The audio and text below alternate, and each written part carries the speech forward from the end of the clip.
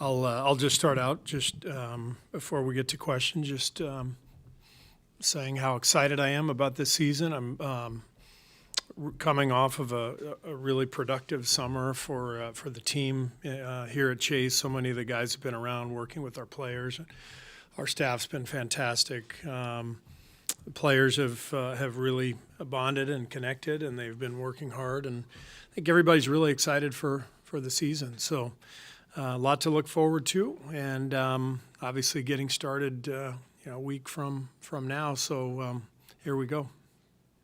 Your contract is obviously going to be kind of an early season topic. What is your where is that at from your perspective, your contract, and would you be comfortable coaching the season on an expiring deal? Yeah, I feel great about my position here, and I want to be here. I know Mike and Joe want me here, and so I'm very confident something will get done, but I'm not stressed about it at all. And, I'm perfectly capable of, coaching, whether I have 1 year left or an extension makes no difference. So, but I fully expect to be here. Mike was talking about the connectivity that he's already seen this summer, especially with somebody like Chris Paul, brought up him leaving for a 6 a.m. flight to come to a workout. What's been your perspective of Chris this offseason as far as really trying to ingrain himself with everybody? I really like Chris because he likes phone calls and not texts. So Chris is old school. He wants to talk, and we've had 4 or 5 great conversations this summer. One of the I remember a few years ago pulling him aside after Phoenix beat us in Phoenix, and I told him how much I admired him and his competitiveness and just his basketball intelligence. It's obviously we've had a lot of battles over the years. We did have one game together, the 2015 All-Star game, and I remember him taking over the game in the last 5 minutes, and our team won. And that's that guy would be fun to coach, and so I'm thrilled to coach him. He's one of the great competitors I've ever seen. His command of the game, the way he controls the action, his teams tend to get a great shot, possession after possession after possession, and he understands what wins. So I'm really excited to coach Chris, and I know he's really excited to be here. The NBA just recently passed new rules regarding resting star players. How do you think that's going to impact managing the workloads of your star players this season? Yeah, I don't think it'll impact anything. I think we have a great relationship with the league and a great respect for the rules that are in place, and we understand. We are trying to entertain basketball fans everywhere. That's the business. Putting on a good product, putting on a good show for our fans, and giving fans the opportunity to come out and see our guys play. And injuries are a part of the game, and there are going to be games where guys are going to miss. But we plan on complying with the league's rules and giving NBA fans everywhere as much opportunity to see our guys as possible. Steve, Mike used the word connectivity, which is exactly the same word you used about the lack of it the last time you were sitting there. I'm just wondering how much of the emphasis this summer came from you guys saying, please get connectivity with each other, or how much of it was organic and coming from the players? Well, I think it's a combination, and my job as a coach is to help them connect. And I think last time I talked to you, I think I probably said that I didn't think I did the job well last year. And I think a big part of my job this year is to get the team connected. But that's a season-long process. I think Mike Dunleavy and his staff did a great job this summer of putting together a roster that should connect well on and off the floor. I think sometimes losing gives you some clarity. I think I probably said that at the end of the year too, and I really believe that. A year ago we came in off a championship, and let our guard down a little bit, frankly. And it's human nature, but it's sort of the way things work. And so when you lose in the second round and you feel like you've had a disappointing year, it's a lot easier to come in and be focused. It's a lot easier for me to come in as a coach and be more demanding. And I think the players will expect that too. Steve, you and Bob had this from the outside very enviable relationship between front office and coach. How is your connectivity with Mike Dunleavy so far this summer? Yeah, I mean, Bob and I remain very close. We talk all the time. I think I could not ask for a better new partner than Mike, given that Mike and Bob are best friends. And, Bob is one of the best GMs in the business, as we know, and has been for a decade. And he was able to groom Mike over the last few years. So there couldn't be a better situation for me. Mike and I have gotten close. We've spent a lot of time together. We have a lot of shared values in terms of what we think wins, what kind of player, what kind of team. And so we're on the same page, and we really enjoy being around one another, and I anticipate this being a great relationship and partnership. Steve, how are you feeling about the center rotation, entering training camp right now? And I know you don't necessarily place a huge emphasis on size. Could you kind of reiterate your feelings about that?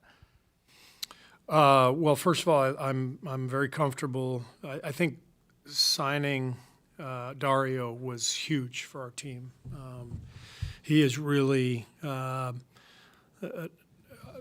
kind of player that fits us well, a little bit like Bielitsa a couple of years ago. He's a different player than Belly, but there's a similar style in terms of his ability to connect the game with shooting and passing and awareness, court awareness. Dario's bigger than Belly. He's a very physical player, but he's going to fit us well either as a five or, playing in a two big lineup as well. So I think his addition really made all of us feel very comfortable going into camp at that spot. And then I think the addition of Usman to the two-way spot was a really nice pickup as well. He's a young player who's got some of the qualities that Draymond and Loon have. He's not going to wow you with athleticism, but strength, awareness, length, ability to guard multiple positions. Usman is a good player, and I think we're excited to be able to add him to that rotation as well. You obviously have your established starting lineup, and you have Chris coming in. Have you thought any more or made any decisions based on starting lineup?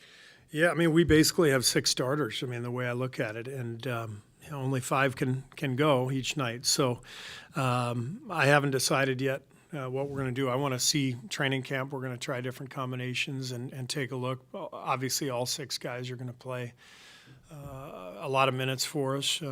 But, if this is going to work, then everybody has to embrace it, regardless of who's starting and who's not. It only works if the whole team buys in. And I know these guys well. I know 5 of them really well, and I'm getting to know Chris. And one thing I know about all of them is they want to win more than anything. They're an incredibly competitive group, and I'm very confident that we'll figure it out, and the guys will buy in and find a way. There's obviously various combinations you could go to, but how comfortable are you with, I guess you would consider kind of like the Hypersmall lineup? That it would be Chris, Steph, Clay, Andrew, and Draymond. Yeah, we'll look at that for sure in camp and exhibition games and see what that looks like. It's hard to imagine that wouldn't click pretty well, given that you've got a lot of talent and versatility and scoring on the floor. I think that lineup. Putting Loon on the floor at the 5, you could do as well. With four smaller guys and Loon at center. But as you know, we've started Loon and Draymond together for years. They're a great combination. Probably one of the few 4 or 5 combinations in the league that is unique like that in terms of more screening than shooting. Most people are throwing 4 shooters out there. We're still throwing 2 bigs out there, and it's worked well. But we've always had the change-up of going small. So we're going to look at all that.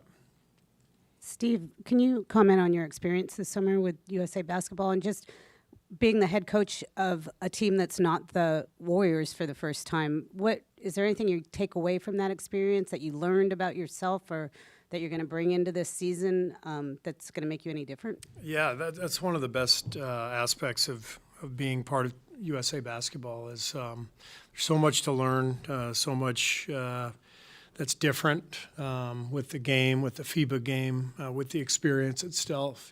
Coaching a team that's only together for 6 weeks, coaching with an entirely different staff. It was an amazing experience, and no regrets. Obviously, we were disappointed that we didn't win, but the guys were fantastic. Nobody ever complained about playing time. Everybody was all in. They committed to the goal. They worked like crazy. Staff was amazing. The support from Grant Hill, Sean Ford, Jim Tooley. It's really, USA Basketball is a special organization. So great honor to be the coach and very proud of the effort that the guys put in. And I absolutely learned a ton from Spo, from Mark Few, from Ty Lue. Those guys are incredible coaches. And it's one of the best parts of the experience is just collaborating and gathering each day to discuss the team, and you definitely get ideas from each other, and some of those I'll for sure bring back. Hey Steve, last year you guys got off to a slow start and were struggling on the road. Just looking at the schedule, how much of an opportunity do you see the first few months you have where you're a lot at home, a lot on the Pacific time zone? How much of an opportunity do you think that will be, and how much urgency do you have at the beginning of the year? Yeah, I think I never paid too close attention to the schedule because it is what it is. There's just you're going to play 41 at home, 41 on the road, and you just go take it a week at a time.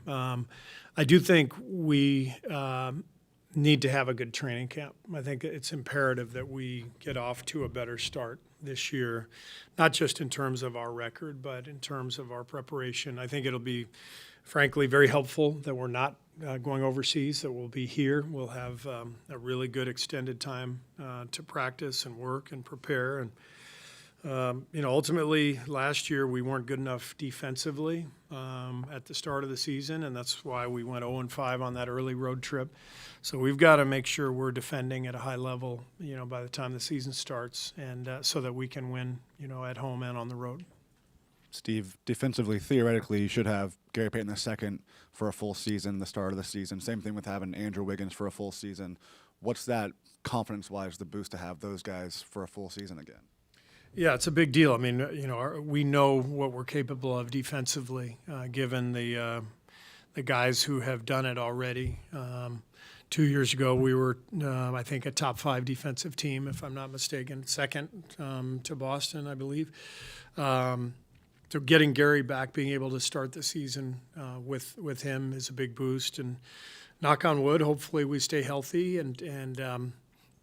But I think the defensive end is where it has to start. I mean, on the road last year, I think we were, close to dead last, if not dead last, then right there. And on the road, it was a bizarre season in terms of the numbers. A lot of people talked about it being flukish, but I believe that when a team is not well connected, then the road is where that lack of connection will show. And I think that's what happened last year, and that's why I'm going to really keep talking about this connection and the fact that we've got to bond and come together right away to get off to that good start. And then with Trae, can you just kind of talk about the importance of 4 years college, 124 games, I believe it was, to come into a system like that as a rookie, and what part of his game do you think that can maybe be expanded coming in the NBA as a double-double guy like he was at Indiana? Yeah, Trace is an impressive young prospect. You don't see that kind of college experience very often anymore. but you immediately recognize the experience level and the advantage that gives him.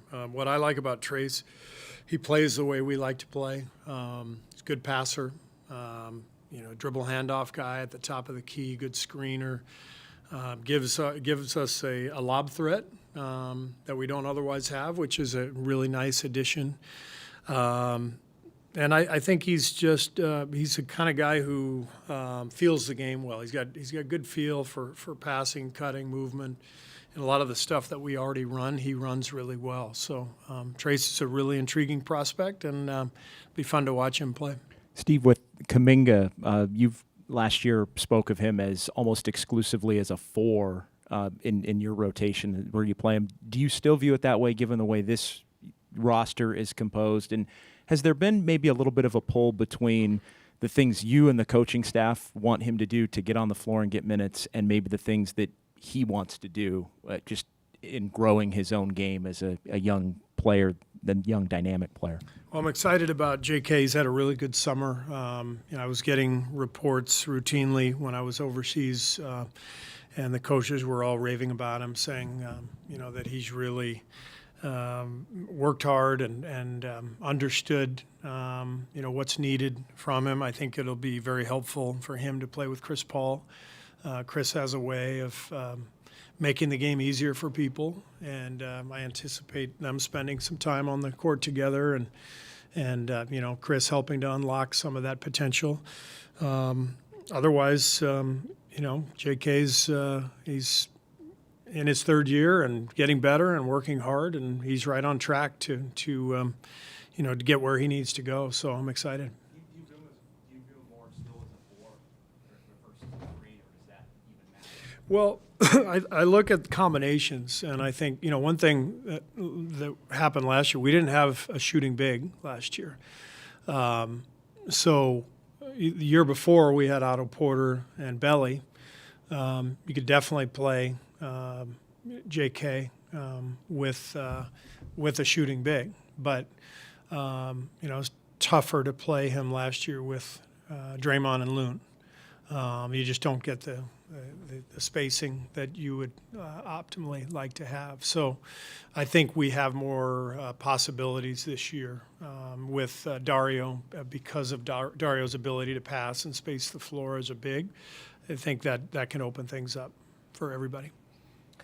Steve, probably not on the top of your mind, but first night of the season, Kevin Durant comes back here. It'll be the first time he gets to play in front of fans. What kind of reception do you think he'll get? Oh, I think the fans will give Kevin the reception he deserves. Someone who was Finals MVP and played a huge role in hanging 2 banners in this building. It's been so strange that here we are 4 years later, and he still hasn't had the chance to play in front of our fans. We've obviously gone against him several times, but the gyms have been either empty or cheering for his side. So it'll be great to get him back at Chase and in front of our home fans, and he deserves that ovation that our fans will give him that night.